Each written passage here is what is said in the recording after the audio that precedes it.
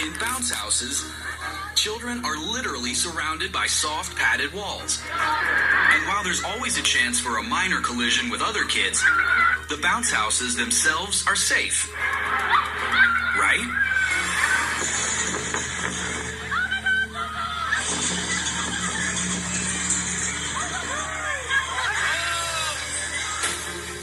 Bounce houses are very susceptible to wind gusts. It just depends on the weight of the bounce house, who's in the bounce house, and the strength of the wind. And it's more common than you realize.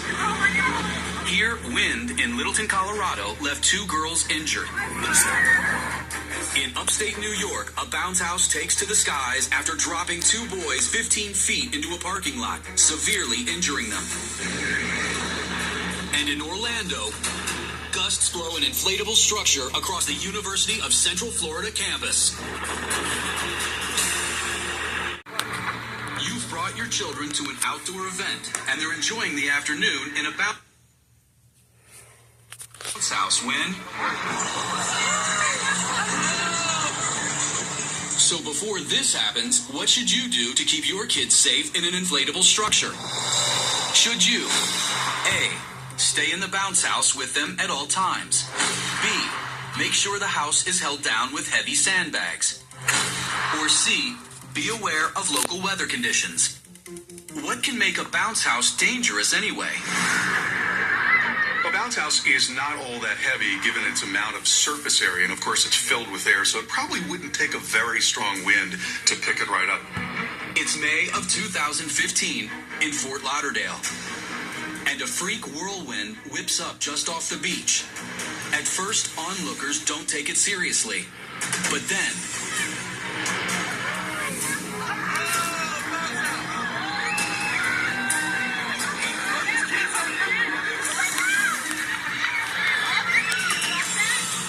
children inside are injured. One suffers a head injury and has to be hospitalized overnight. One study found the number of bounce house related injuries between 1995 and 2010 was up 1,500%. Not every incident can be blamed on weather, but it is a factor in many cases. So, what can you do to keep your kids safe in an inflatable structure? If you answered C, be aware of the local weather conditions, you're right. Your local forecast has the forecasted wind speeds for the day, but you want to look for times of changing weather. Is there a cold front coming through? Are there going to be thunderstorms in the area? It's those changes in the weather which usually kick up the wind. An adult in a bounce house isn't likely to weigh enough to hold it down. So all a parent can do inside one is add to the potential for injuries. As for sandbags, a bounce house can't be anchored by just a sandbag. You need something much more substantial to anchor it down, something heavier than the bounce house. And here's the proof. New Year's Eve, 2014. A dust devil spins to life at the Rose Bowl in Pasadena, California. Gary Knutson is just yards away. It initially looked like just some wind, kind of blowing some debris, some cups. You could see some kind of trash blowing.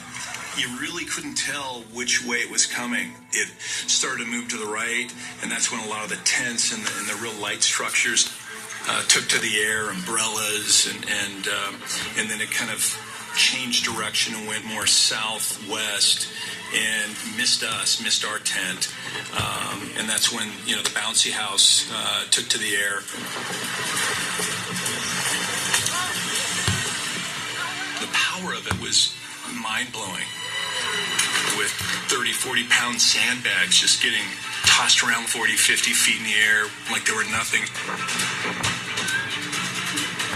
And it made kind of a couple turns, but it stayed in the funnel and kind of worked its last orbit.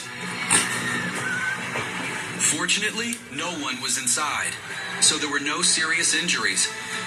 But people aren't always so lucky. So keep your children and yourself safe. Remember these survival tips. Check the forecast. Watch out for winds, especially when gusts are over 20 miles per hour. While adult supervision is a must, the adults themselves should stay out of the bounce house. And most importantly, make sure auger anchors or extremely heavy weights are properly attached to keep the inflatable from flying away.